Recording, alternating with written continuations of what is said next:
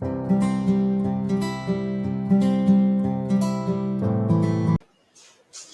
Everyone, good morning. आज के इस लेक्चर में हम लोग पढ़ेंगे फर्टिलाइजेशन, यानी कि क्लास 12 चैप्टर 3 का एक बहुत इंपॉर्टेंट टॉपिक है फर्टिलाइजेशन। ठीक है, इस टॉपिक को डील करने के लिए बहुत सारे डिमांड्स आ रहे थे कि सर फर्टिलाइजेशन थोड़ा समझा दीजिए। तो अभी उन स्टूडेंट के लिए ये फर्टिलाइजेशन टॉपिक हम डिस्कस कर रहे हैं।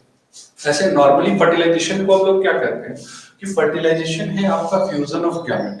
बट अगर हम इसको इन डिटेल देखेंगे तो ये सिर्फ फ्यूजन ऑफ गैमेट नहीं है, इसमें बहुत सारे स्टेप्स इन्वॉल्व। उन स्टेप को जब तक आप समझेंगे नहीं, आपका मेडिकल एग्जाम का क्वेश्चन जो है वो सॉल्व नहीं होगा, आप मेडिकल एग्जाम क्रैक नहीं कर पाएंगे। तो आइए हम लोग यहाँ पर देखते हैं कि कैसे हम लोग उस चीज को सॉर्ट आउट करेंगे।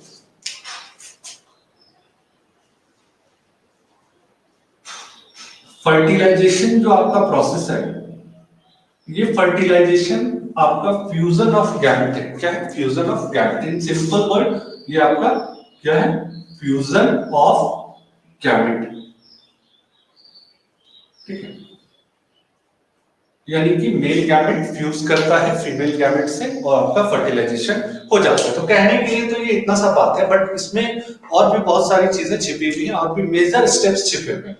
तो इसके मेजर स्टेप्स क्या है, पहले तो ये ध्यान रखना कि इसके मेजर स्टेप्स क्या है।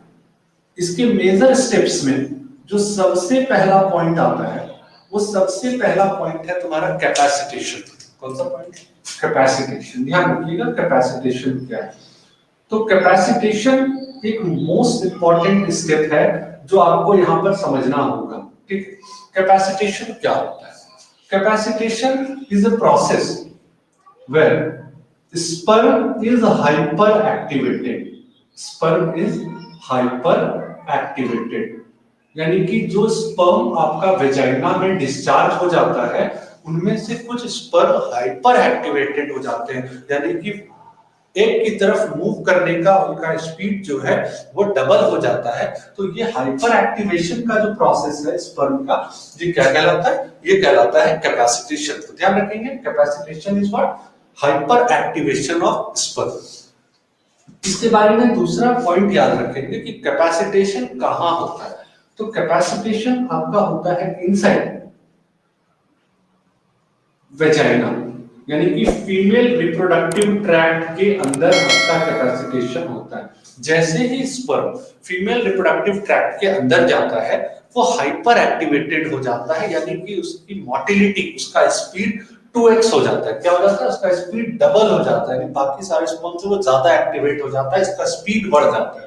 अब यहां पर ये बात आती है कि हाइपर एक्टिवेटेड स्पर्म कैसे होता है। हम कब कहेंगे कि स्पर्म हाइपर एक्टिवेटेड हो गया?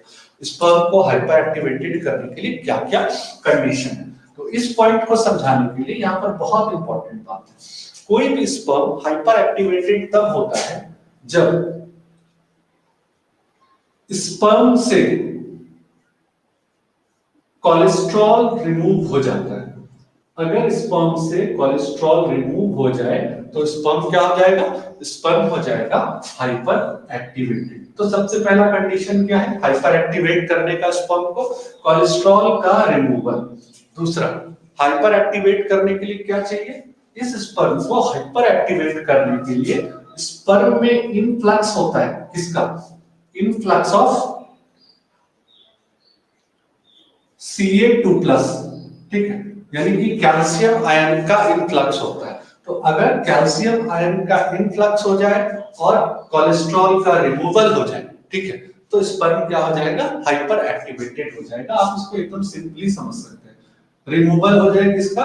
कोलेस्ट्रॉल का। स्पर्म से कोलेस्ट्रॉल का रिमूवल हो जाए तो स्पर्म हो गया हाइपर एक्टिवेटेड, और स्पर्म में ऐड हो गया क्या?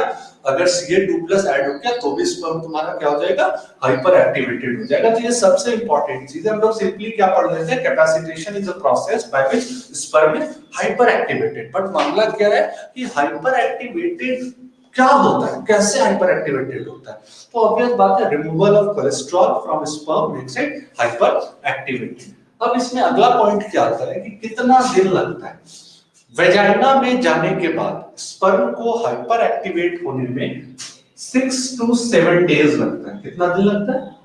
6 to 7 डेज लगता है। अब ये मामला आपको क्लियर रखना है कि हाइपर एक्टिवेशन का क्या है मामला यहाँ पर, ठीक है। तो सॉरी यहाँ पर 6 to 7 डेज नहीं, 6 to 7 आवर्स होते हैं, 6 to 7 आवर्स लगता है, ठीक है, मिस्टेक। तो क्या ध्यान रखना है, जैसे ही स्पर्म वेजाइना में जाता है, जैसे ही स्पर्म वेजाइना में जाता है वो हाइपर एक्टिवेट हो जाता है, और हाइपर एक्टिवेट होने के लिए अबाउट 6 to 7 आवर्स लगते हैं, ठीक है। तो ये बहुत इंपॉर्टेंट थिंग है, इसको ध्यान में रखिएगा, ठीक है। तो पहला स्टेप तो आपका कैपेसिटेशन था, जिसको हम लोग डिस्कस कर रहे हैं। कैपेसिटेशन के बाद जो दूसरा है वो है एक्रोसोमल रिएक्शन। क्या है? Acrosomal reaction. इस एक्रोसोमल रिएक्शन को हम लोग इंजाइमेटिक ड्रिल भी कहते हैं। क्या कहते हैं? इंजाइमेटिक ड्रिल भी कहते हैं। तो ध्यान रखिएगा, यहां पर यूज होता है एंजाइम का, क्योंकि एक के चारों तरफ मेम्ब्रेन्स होते हैं और उसके अलावा एक के चारों तरफ आपको कोरोना रेडियाटा और जोना पेल्यूसिडा लेयर बनता है। तो उन दोनों लेयर को पेनिट्रेट करने के बाद ही स्पर्म अंदर जाता है। तो एंजाइमेटिक ड्रिल में क्या होता है कि आपके स्पर्म के पास डिफरेंट एंजाइम होते हैं, ठीक है। ये डिफरेंट एंजाइम जो है आपके कहलाते हैं लाइसिन्स, जिसको हम लोग कहते हैं स्पर्म लाइसिन्स। तो अगर आप स्पर्म लाइसिन्स को देखते हैं तो स्पर्म लाइसिन की कैटेगरी होती है, ध्यान रखिएगा, स्पर्म लाइसिन की कैटेगरी होती है। स्पर्म लाइसिन बेसिकली आप देखेंगे तो आपको 3 तरीके का स्पर्म लाइसिन देखने को मिलेगा, जो कि स्पर्म का एंट्री फैसिलिटेट करता है ओवा के अंदर। एक है आपका एक्रोसिन, दूसरा हायाल यूरोनिडेज, और तीसरा है कोरोना पेनिट्रेटिंग एंजाइम, ठीक है, सीपीई, कोरोना पेनिट्रेटिंग एंजाइम। ध्यान रखिएगा, सीपीई का फुल फॉर्म क्या है? कोरोना पेनिट्रेटिंग एंजाइम, ठीक, क्लियर है? क्या है? Corona penetrating enzyme. एकदम आसानी से सिंपल तरीके से समझा रहे हैं, नो प्रोफेशनल इसमें टच, कोई ऐसा प्रोफेशनल टच नहीं दिया गया है इसमें कि आपको बहुत ज्यादा परेशानी होगी। एकदम आसानी से समझ लीजिएगा कि ये जो आपका एग है, इस एग के चारों तरफ आपको मिलता है जोना पेल्यूसिडा, ठीक है, और उसके चारों तरफ आपको मिलता है कोरोना रेडियाटा।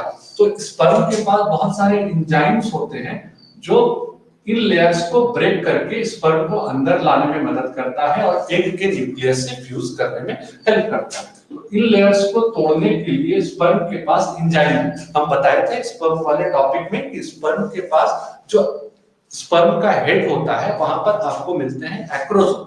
एक्रोसोम में बहुत सारा एंजाइम होता है जो ओवा के डिफरेंट लेयर को तोड़ने में मदद करता है। अब चूंकि सिंपली क्या है कि अगर आप बात करते हैं एक्रोसिन की, ये एक्रोसिन एक एंजाइम है, ये क्या करता है? तो ये ब्रेक करता है किसको? जोना पेल्यूसिडा, ठीक है। जोना पेल्यूसिडा को ब्रेक करने के लिए कौन सा एंजाइम चाहिए? एक्रोसिन चाहिए।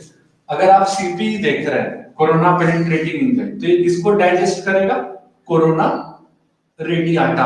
अब अगर ये नहीं आप समझ पा रहे हैं कि कोरोना रेडियाटा क्या है, तो पीछे वाला लेक्चर मेरा जो YouTube पर अपलोडेड है उसको जरूर देखेंगे कि कोरोना रेडियाटा क्या है और जोना पेल्यूसिडा क्या है। ऐसे हम यहाँ पर बता दिए हैं कि जो एग का न्यूक्लियस होता है उसके चारों तरफ 2 लेयर होते हैं। जो पहला लेयर है ये आपका जोना पेल्यूसिडा है, और उसके बाद कोरोना रेडियाटा होता है। इसको आपको आसानी से समझ लेना है। पीछे वाला लेक्चर अगर आप देखेंगे मेरा, इससे पहले जो मैंने अपलोड करा है उस लेक्चर में आपको समझ में आ जाएगा। तो ये आपका कोरोना रेडियाटा को डाइजेस्ट करने के लिए क्या चाहिए होता है? सीपीई चाहिए होता है, ठीक है। अब हायाल यूरोनिडेज क्या है? कोरोना रेडियाटा के बीच में, कोरोना रेडियाटा का जो सेल्स होता है उनके बीच में यूरोनिक एसिड्स होते हैं। क्या होते हैं? यूरोनिक एसिड्स होते हैं। उस यूरोनिक एसिड को, यानी कि हायाल यूरोनिक एसिड को डीजेनरेट करने के लिए आपको क्या चाहिए? हायाल यूरोनिडेज एंजाइम चाहिए, यानी हायाल यूरोनिक एसिड को डाइजेस्ट करता है। तो हायाल यूरोनिक एसिड आपको कहां मिलेगा?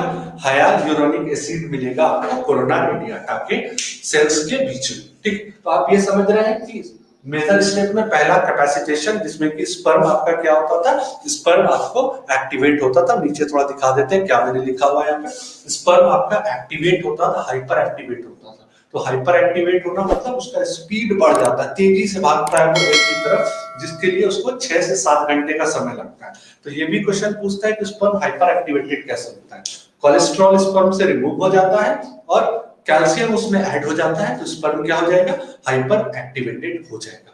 उसके बाद जब वो पहुंच गया एक के पास, तो एक के चारों तरफ डिफरेंट लेयर होते हैं, कोरोना रेडिएटा, जोना पेलुसिडा, इन लेयर को वो तोड़ करके अंदर जाएगा। तो इन लेयर को तोड़ने के लिए उसके पास एंजाइम्स होते हैं। तो वो जो एंजाइम्स होते हैं उनके ग्रुप को हम लोग क्या कहते हैं, स्पर्म लाइसिन कहते हैं। उनके ग्रुप को हम लोग क्या कहते हैं, स्पर्म लाइसिन कहते हैं। तो ध्यान रखिएगा इसको, बहुत इंपॉर्टेंट बात है। अब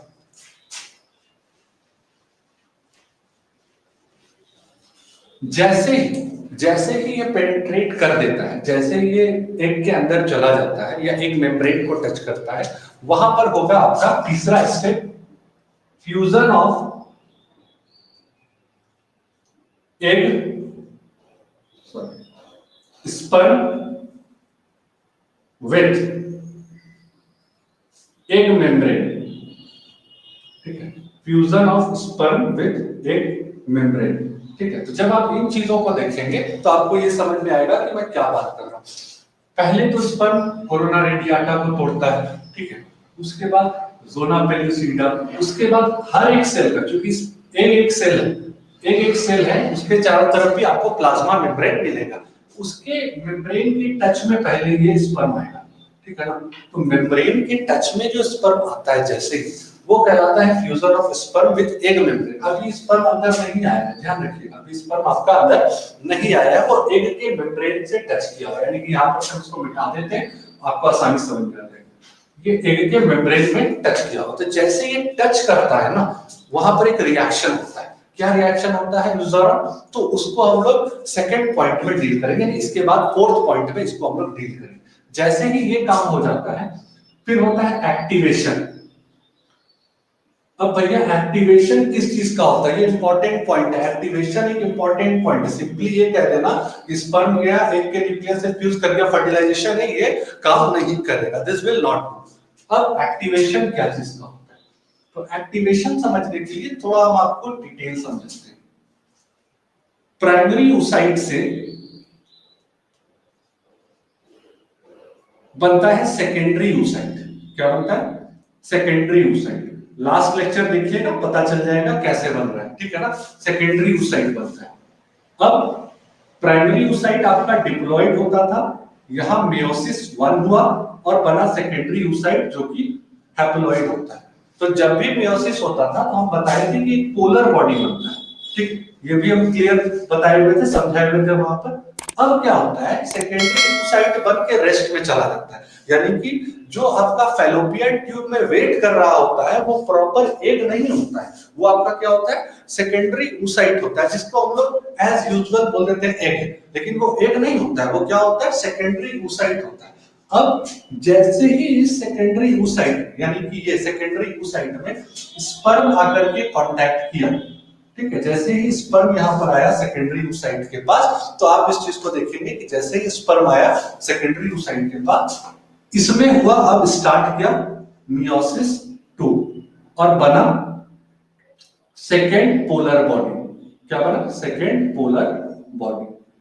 अब मियोसिस 2 जब कंप्लीट होगा तो सेकेंडरी oocyte कन्वर्ट करेगा ओवा या एग में। तो याद रखिएगा, जब तक चौथे स्टेप तक नहीं आता तब तक इससे पहले एग नहीं होता है प्रॉपर, बल्कि वो क्या होता है, सेकेंडरी oocyte होता है। तो fusion of sperm with egg membrane होने से पहले तक क्या होता है, वो आपका सेकेंडरी oocyte होता है। जैसे ही एग के मेम्ब्रेन में स्पर्म आकर के टच कर गया, ठीक है, वैसे ही मियोसिस 2 यहां शुरू हो जाता है, जिसको हम यहां बताना चाहेंगे कि स्पर्म जैसे ही आकर के सेकेंडरी oocyte से सटता है, ठीक है, सेकेंडरी oocyte से सटता है कहां पर, एग मेम्ब्रेन। सेकेंडरी oocyte जिसको हम एग मेम्ब्रेन लिखते हैं, ये लिखने का तरीका हुआ ऐसे, बेसिकली आपको ये लिखा होगा, बट आपको समझना होगा ये जो एग है ना, ये एग नहीं है, ये आपका क्या है, सेकेंडरी oocyte है। ये सेकेंडरी oocyte आगे चल के कन्वर्ट कर जाता है एग में। तो जैसे ही इस मेम्ब्रेन के कांटेक्ट में आता है, ये क्या कहलाता है, ये वैसे ही एग में कन्वर्ट होता है, तब हम लोग इसको एग कहते हैं। उससे पहले ये एग नहीं होता है, बल्कि क्या होता है, आपका सेकेंडरी oocyte होता है, क्योंकि जब तक मियोसिस 2 नहीं होगा तब तक ओवा और एग आपका नहीं बनेगा। और ये कब बनेगा, जब सेकेंडरी oocyte में स्पर्म आकर के टकराता है या अटैच होता है, ठीक है। तो ये मामला हो गया। अब एग का फॉर्मेशन हो गया, ठीक है, एक्टिवेशन के मामले के बाद एग का फॉर्मेशन हो गया। अब पूछेंगे कि एक्टिवेशन में क्या होता है, कैसे एक्टिवेट होता है। तो एक्टिवेशन में कुछ फैक्टर्स काम करते हैं, ठीक है। इन दो फैक्टर्स के नाम हम लिख देते हैं, आपको ये मदद करेगा। एक फैक्टर है आपका एमपीएफ, ठीक है, एमपीएफ, और दूसरा फैक्टर है एपीसी, ठीक है। एमपीएफ आपका क्या है, एमपीएफ है आपका metaphase promoting complex, metaphase promoting factor. क्या है, मेटाफेज प्रमोटिंग फैक्टर। यानी कि अगर आप देखेंगे कि किसी भी सेल डिवीजन में प्रोफेज, मेटाफेज, एनाफेज और टेलोफेज, तो कहीं पर भी कोई अगर रेस्ट करता है आकर के, डिवीजन अगर लॉक हो रहा था, तो वहां कहां पर लॉक हुआ, तो वो मेटाफेज पर लॉक हुआ था। तो मेटाफेज को ये प्रमोट करता है।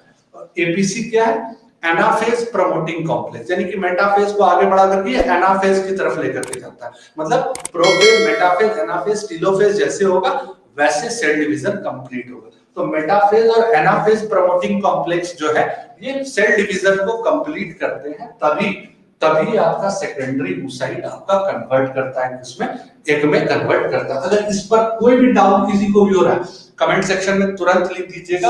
हम आपको क्लास आईडी प्रोवाइड करेंगे। क्लास आईडी को आप जैसे ही वहां पर लिंक को क्लिक करेंगे ना, हम आपको डायरेक्ट क्लास यहां प्रोवाइड करेंगे, ठीक है, कोई दिक्कत नहीं। ये क्या है मामला, मेटाफेज प्रमोटिंग फैक्टर या एनाफेज प्रमोटिंग कॉम्प्लेक्स का, ये आपको समझ में आ जाएगा। क्योंकि क्या है कि कोई भी सेल डिवीजन में 4 स्टेज होता है, प्रोफेज, मेटाफेज, एनाफेज, टेलोफेज। एक सेल डिवीजन कंप्लीट हो गया, ठीक है। अगर आप वैसे ही बात करेंगे मियोसिस 1 की, तो मियोसिस 1 में भी 4 स्टेज होगा, prophase 1, metaphase 1, anaphase 1, telophase 1। Meiosis 1 complete हो गया, प्राइमरी oocyte से सेकेंडरी oocyte बना, और सेकेंडरी oocyte से ओवा बनना। मियोसिस 2 चलेगा, तो मियोसिस 2 में भी 4 स्टेप्स होंगे, प्रोफेज 2, मेटाफेज 2, एनाफेज 2, टेलोफेज 2। फिर सेल बनके तैयार हो गया, ओवा और एग बनके तैयार हो गया। तो इसके लिए क्या मामला है यहाँ पर, इसके लिए मामला ये रखना है आपको कि आपको एमपीएफ और एपीसी की जरूरत पड़ती है, जो सेकेंडरी oocyte के सेल डिवीजन को, जो कि रुक चुका है सेकेंडरी oocyte बनने के बाद, उसको आगे प्रमोट कर रहा होता है, ठीक है। एकदम क्लियर बात रखिएगा। अब जैसे ही ये काम होता है, वैसे हेड जो है, head इंटर्स plasma membrane and tail remains outside, and tail remain outside। यानी अब प्लाज्मा मेम्ब्रेन के अंदर चला गया स्पर्म, और टेल कहां रह गया, ये टेल बाहर ही रहता है, ध्यान रखिएगा, टेल बाहर ही रहता है, टेल अंदर नहीं जाता है। स्पर्म का सिर्फ हेड पार्ट ही जो है एग के अंदर जाता है, ठीक है, टेल बाहर ही रहता है, बहुत इंपॉर्टेंट बात है। अब इसके बाद क्या हुआ, जैसे गया इसका हेड पार्ट बर्स्ट किया और न्यूक्लियस रिलीज हुआ। इसका न्यूक्लियस रिलीज हुआ तो ओवा का न्यूक्लियस और स्पर्म का न्यूक्लियस फ्यूज किया। तो जब ये न्यूक्लियस फ्यूज कर जाता है, इस प्रोसेस को हम लोग क्या कहते हैं, इस प्रोसेस को हम लोग कहते हैं सिनगेमी, ठीक है ना। तो छठा पॉइंट आपका क्या है, छठा पॉइंट है आपका सिनगेमी। सिनगेमी का मतलब क्या हुआ, सिनगेमी का मतलब हम आपको समझा देते हैं। सिनगेमी का मतलब हुआ fusion of sperm nucleus with egg nucleus. इसको आप यहां समझ लीजिएगा, fusion of sperm nucleus with egg nucleus. तो ये एक सबसे छोटा, सबसे आसान टॉपिक है, इसमें कहीं कुछ भी ऐसा नहीं है जो बहुत ज्यादा आप लोगों को टफ लगेगा। मगर सबसे बड़ी बात यहाँ पर क्या है, सबसे बड़ी बात यहाँ पर ये है कि आपको समझना होगा सारा चीज, एक एक पॉइंट को देखना होगा। आप लोग जो कहते हैं कि हाँ ये बिहार बोर्ड में ये टफ लगता है और झारखंड बोर्ड में ये टफ लगता है, टफ कुछ नहीं लगता है, ठीक है।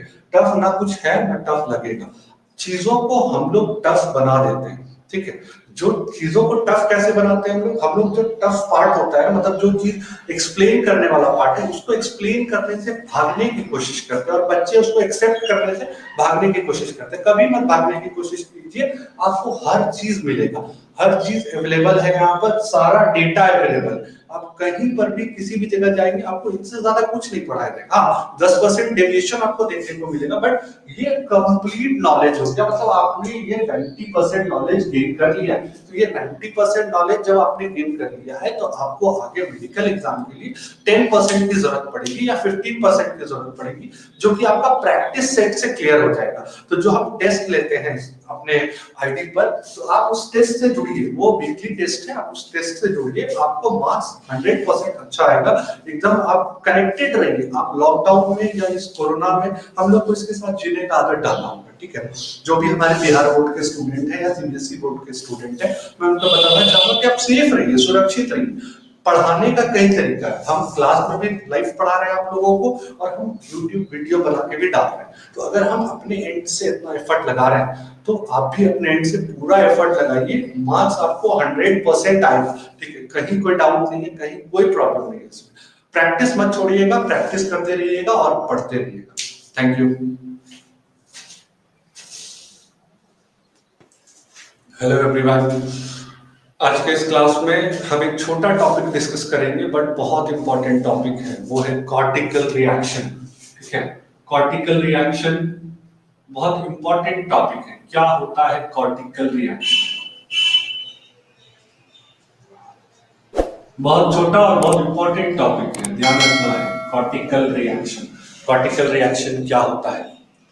जब आप एक को देखेंगे, ठीक है, जब आप एक को देखेंगे, मेरे पास पहले से डायग्राम बनाने का कोई सीन नहीं है कि हम पहले से डायग्राम सुंदर से red blue green marker use करके बना करके रखेंगे, नहीं। हम लाइव क्लास रिकॉर्ड कर रहे हैं और ये ज्यादा बेटर होता है, ठीक है। आप देखेंगे इसको, जब भी आपके पास एक का स्ट्रक्चर आएगा, तो आपने एक के स्ट्रक्चर को मैक्सिमम समझ लिया, ठीक है ना। एक के स्ट्रक्चर को मैक्सिमम आप लोगों ने समझ लिया। तो ये मामला क्या है कि एक के चारों तरफ आपका लेयर्स होता था, हम बताए थे, जिसको हम लोग कहते थे जोना पेल्यूसिडा। उसके चारों तरफ एक लेयर होता था जिसको हम लोग कहते थे कोरोना रेडियाटा। ये लेयर्स का मैंने जिक्र करा था, ये एक के चारों तरफ के लेयर्स है, ठीक है। तो ध्यान रखिएगा, ये बहुत आसान चीज है, कहीं कोई दिक्कत नहीं। हम हाफ बना रहे हैं, आप इसको फुल समझ लीजिएगा, ठीक है। ये ऊपर वाला हम इस चीज को बिठा रहे हैं, ये एक काम करते हैं तो छोटा कर देते हैं, ठीक है। वो ज्यादा आपके लिए बेटर होगा, डायग्राम भी आप छोटा बनेंगे, मार्क्स ज्यादा आएगा, ठीक है। Let suppose this is your egg, ठीक है। ये एग का प्लाज्मा मेम्ब्रेन है, इसके चारों तरफ जोना पेल्यूसिडा है, और उसके चारों तरफ आपको कोरोना रेडियाटा मिल रहा है, ठीक है। ये मामला है यहाँ पर आपका, इस मामले में कर देंगे। अब क्या मामला होता है, ये कंप्लीट है, आप इसको कंप्लीट कर सकते हैं, कहीं कोई दिक्कत नहीं है, कोई परेशानी नहीं, बट उतना डिटेल में हम लोग क्यों जाएंगे, क्यों अभी इतना डायग्राम बना करके इसको वेस्ट करें टाइम, हम लोग को समझने से मतलब है। अब क्या है मामला, हम इसमें मैंने बता दिया आपको कि ये आपका जोना पेल्यूसिडा है और ये आपका कोरोना रेडियाटा है।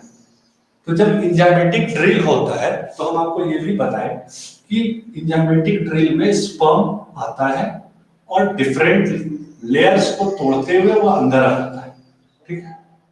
अब क्या है मामला कि डिफरेंट लेयर को तोड़ते हुए जब वो अंदर आता है, तो ऑब्वियस बात है कि ये जो स्पर्म्स अंदर आए, ये टच करते होंगे सेकेंडरी oocyte के मेम्ब्रेन्स को, और हम ये भी बताएं कि इनका टेल बाहर रहता है, स्पर्म का टेल बाहर रहेगा, ठीक है, वो कभी भी अंदर नहीं जाएगा। यहां पर भी एक मामला होता होगा, ठीक है। This is a diagrammatic representation, tail हमेशा बाहर रहेगा, ठीक है। यहां पर भी कुछ ऐसा ही मामला होता होगा,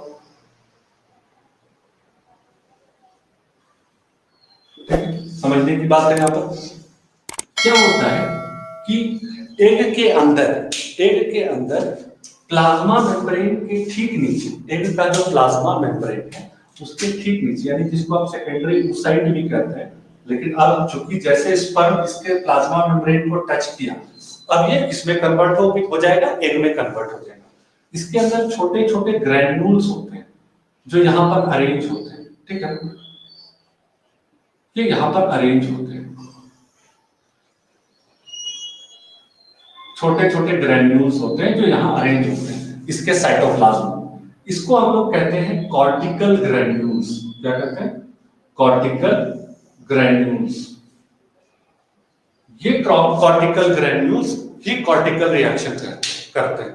जैसे ही स्पर्म अपना न्यूक्लियस डिस्चार्ज किया, कॉर्टिकल ग्रेन्यूल्स रिप्लेस हुए वहां पर से, और स्पर्म ने अपना न्यूक्लियस जैसे ही डिस्चार्ज किया, ठीक है, दिस इज स्पर्म न्यूक्लियस, ये जैसे ही यहाँ डिस्चार्ज किया, इसको मार्क कर देते हैं, थोड़ा अलग बना देते हैं। वैसे ही ये कॉर्टिकल ग्रेन्यूल्स अपने ऊपर पाए जाने वाले जोना पेलुसिडा को डायरेक्शन देते हैं, ठीक है। ये जोना पेलुसिडा का लेयर है, इसको ये डायरेक्शन देते हैं। एंजाइमेटिक कुछ प्रोसेस करते हैं, there are certain enzymatic process performed by cortical granules, जिससे कि जोना पेलुसिडा क्या हो जाता है?